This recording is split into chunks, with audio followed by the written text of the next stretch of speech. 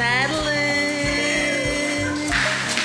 I have you on camera, Madeline, for your first trip to across the pond. Camera ready. Cousin Madeline, So she's nice. here in America for the first time. She lost her luggage, but it's okay.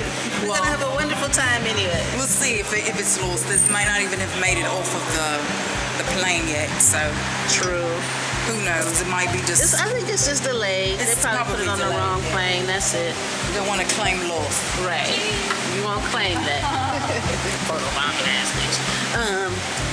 So, okay, let's go to G, not K, right? G? Okay. G for grand old time. Smells a bit pissy. Yes, this is America, sorry. Oh, wow. This is America. Have you heard that Childish Gambino song, This is America? No. What's that? He's an actor. Yeah, he's an actor. Wasn't that show Atlanta or something? Right. And went to baggage claim, and it was like really nice. Airports, I guess. Lots of people in there though. And it's so funny is when I landed and I start talking to folks and they look at me and they're like, "But you're black, but you sound like that." So I got a lot of strange looks, when I arrived. As if though, like on your telly, don't you have black people who talk like this? Like Idris Elba. Like, come on. Really?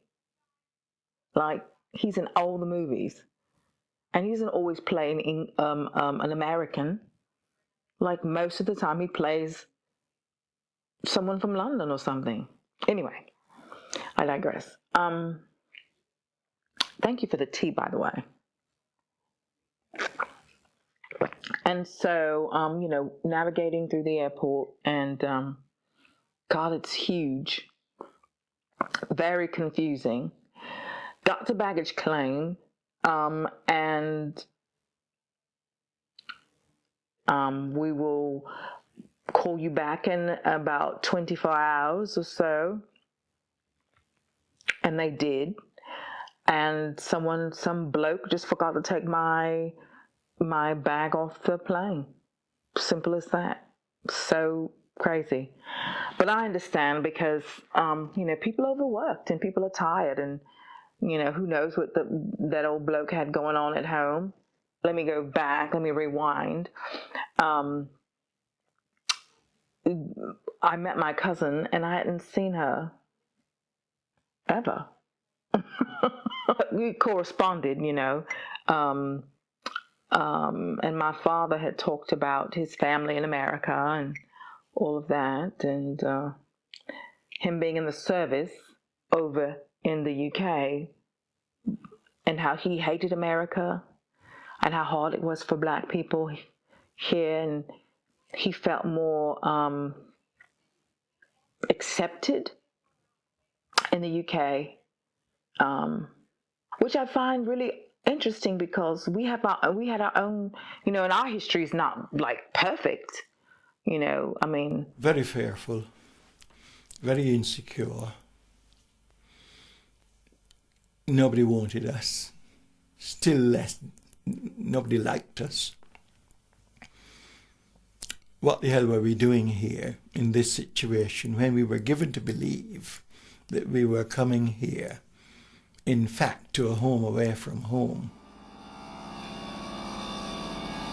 With the white mob out to menace them and the lack of protection from the police, the black community decided enough was enough. A meeting was convened in Toto Bag's Blues Club at number 9 Blenheim Crescent. During the day we made preparations for the attack.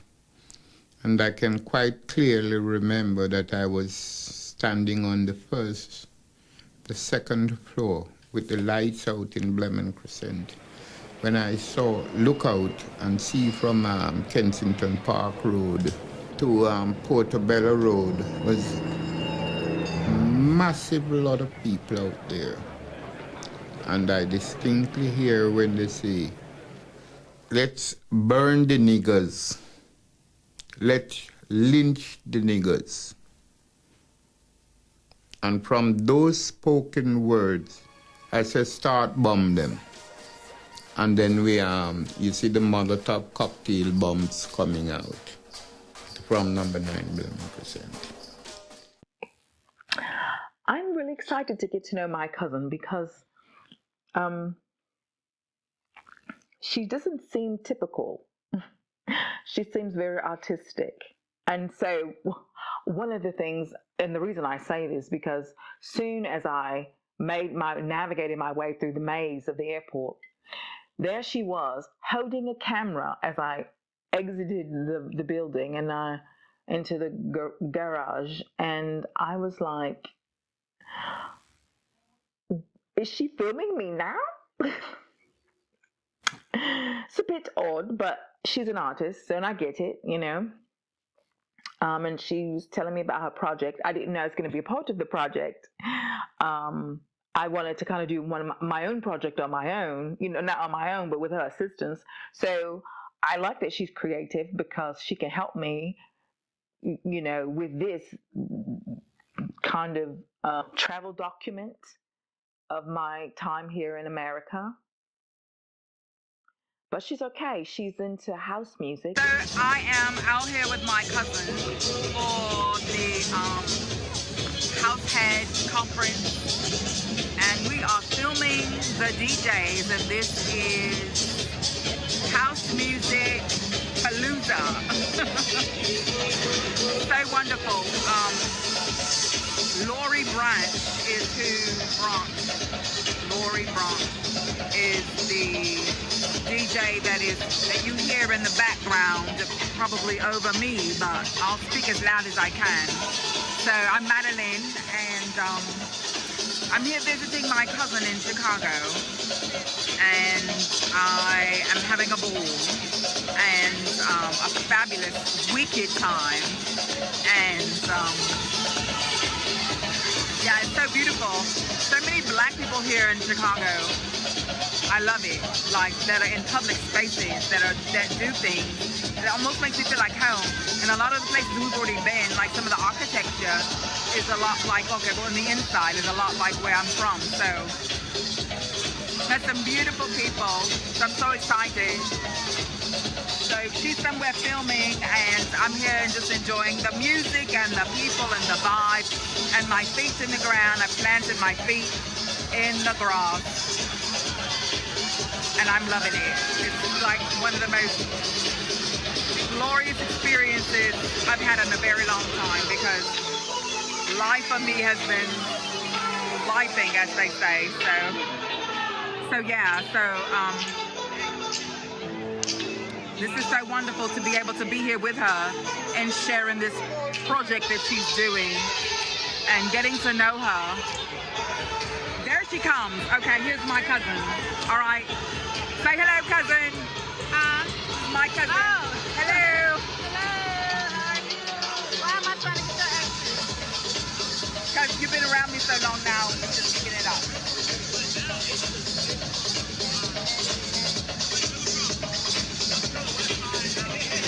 Which we have in the UK, like a lot of the DJs here, music has transferred over there, so we got a lot of it there, and we have so many like genres of music, like techno, the house, so many jazz, so many genres of music.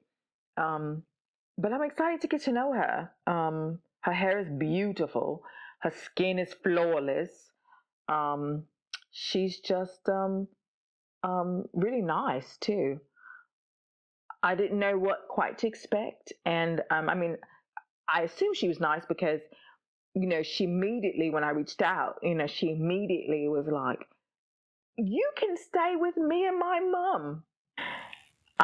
I hope we get on really well, and I hope that we become best cousins or best friends. Her music, she's a musician as well. Time time is an illusion to feel okay with all of our delusions. Yeah, time is just an illustration able to destroy or create human motivation.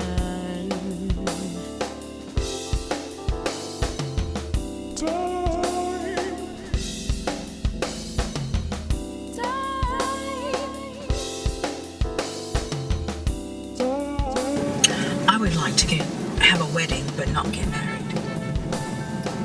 I just want the party and the dress. I don't want you to be my bridesmaid. Okay.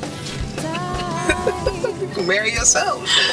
I know that's no fun. She's a plethora of instruments. She's a trumpet. She's a conga drums. She's got a computer, and she can mix music. And so I might be able to use those talents for my own project. It's not as dirty. Chicago's not as dirty as I imagined it would be. Very European, in fact. Lots of stone and brick buildings. But for the most part, maybe a few unkept lawns. We don't have a bunch of those where I'm from. Maybe in the countryside you'll have a bit of green space, but most of it's all bricked or cement. But kind of clean. Love that we're by the water because it reminds me of home. Although no one wants to go into the English Channel. Talk about dirty. Lots of potholes. Do they not use your taxes properly? Some buildings, look very well kept, and then some of them, I don't know how those people get on because it looks like abject poverty. It looks like the city doesn't care how the people are living. The landlords don't care, it looks like, in some places. In some places, just maybe a few blocks over. It's nice. So I don't know, I don't understand how that all quite works out.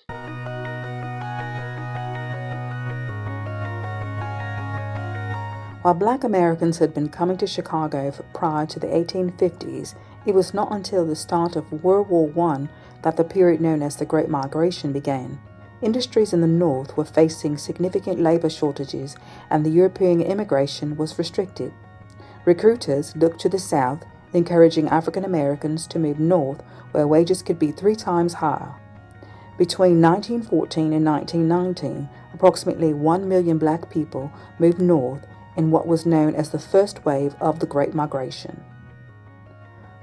Migrants continued to move to the north in large numbers through 1930, as documented in The Black Metropolis by St. Clair Drake and Horace R. Caton. Leaving their home states of Alabama, Arkansas, Florida, Georgia, Kentucky, Louisiana, Mississippi, North Carolina, Oklahoma, South Carolina, Tennessee, East Texas, and Virginia, most sought northern states for job opportunities, improved education for their children, the ability to vote, and to flee violence. The Illinois Central Railroad, along with many steel mills and factories, provided free railroad passes for Black people to migrate to the area. Black Americans' migration from the South primarily moved to Chicago's Black Belt, a narrow stretch of land on the south side bordered by 12th Street, Wentworth Avenue, 79th Street, and Cottage Grove Avenue. Initially, migrants were attracted to the Black Belt due to family ties, but starting in the 1920s, migrants were forced to the Black Belt due to racially restricted housing covenants put into place. According to the Philly Tribune, one day in 1917, over 600 Black families applied for 53 apartment units in Chicago. Whether you see it as bad or good, it comes from right here in Chicago. Merriam-Webster defines a suburb as an outlying part of a city or town. or smaller community adjacent to or within commuting distance of a city. Its first use dates back to the 14th century England, but the impact of what the word would go on to mean politically, financially, and socially was decided much closer to home. A suburban sinner used to be a term that meant a prostitute. It was, you pushed the vice industries outside of town. Things outside the walls of the European villages were seen as literally subpar. Our understanding of suburbs as a fairly prestigious, mostly residential, and probably white space, that came in the late 19th century along with industrialization.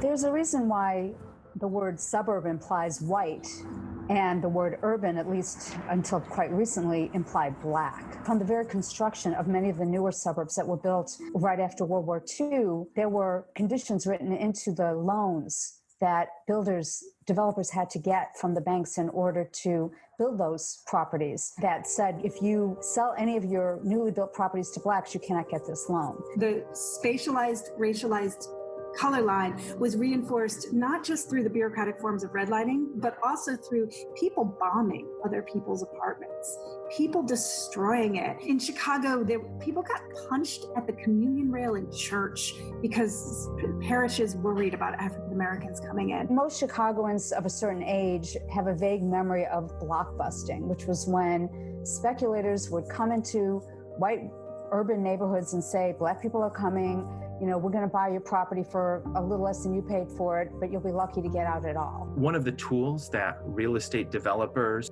used was restrictive covenants and deed restrictions, which in some cases very explicitly said this property may never be owned by or never be inhabited by anyone not of the Caucasian race. As much as it was about race, the color that also played a big role was green. They wanted to keep the black neighborhoods black. They wanted to keep the white neighborhoods white so that there was confidence in the stability of the market, because these programs came about in the wake of the Great Depression when home values and the financial sector was thrown into upheaval. Author and Virginia Tech history professor Liddell Windling is also one of the core collaborators of Mapping Inequality, Redlining in New Deal America. It's a website based on documents that detailed how 150 different cities were redlined. The research for the project led right back here to Chicago. At Northwestern University, where in the 30s economists and the National Association of Realtors worked together to establish best practices for the growing profession of real estate. So after surveying realtors at the time, the federal government's Homeowners Loan Corporation classified neighborhoods into 4 distinct categories that range from A, which was seen as the best, areas like Lake Forest and Evanston, B, still desirable, and C, undesirable. And then the worst was D, hazardous. Their model for how American cities developed was based on the model of Chicago. If you look at the way housing works in America, you can see how things ended up this way. Once you see it, you won't be able to unsee it. Like its effects on wealth. Home ownership is the primary way Americans create wealth. Well, discrimination in housing is the major reason that black families up and down the income scale have a tiny fraction of the wealth that the white families do. Even white families with less education and lower incomes. For almost 30 years, 90% of FHA loans were handed out to white borrowers. Not only were black neighborhoods redlined, and the Fair Housing Act selectively enforced, if at all, but it's still in the present times much more difficult for a black person to get a mortgage loan than a white person. The primary way that Americans pay for public schools is through property taxes. People who live in more valuable homes have better funded local schools, better paid teachers, better school facilities, and more resources. These policies have created a dystopian feedback loop. The better the schools in that neighborhood, the more the homes in that neighborhood are worth, meaning the property values are higher, and the higher property values mean more taxes, which means better schools, and so on and so forth. Because of the urban planning that benefited richer, whiter neighborhoods, people of color are more likely to live near industrial plants that spew toxic fumes. They're more likely to live far away from grocery stores with fresh food and in places where the water isn't drinkable. They are more likely to live in neighborhoods with crumbling infrastructure and in homes with toxic paint. Chicago's segregation is best explained on a map. You have your north side, you have your south side, and you have your west side. To the east is the lake. Those terms, north, south, and west, have subtle meanings that relate to the racial segregation of Chicago. And so when you say the north side, people are sometimes subtly meaning the white side. And the south side, especially today, is predominantly black. And so when you say the south side, you are subtly meaning the black side. Chicago is very territorial. Like for me growing up, it was, okay, I know not to go to Bridgeport. Like this is a place that's not really welcoming to African Americans. This geographic segregation is no accident. It was engineered over years of deliberate policies. Very interesting. Anyway, I'll have to check in with her about that.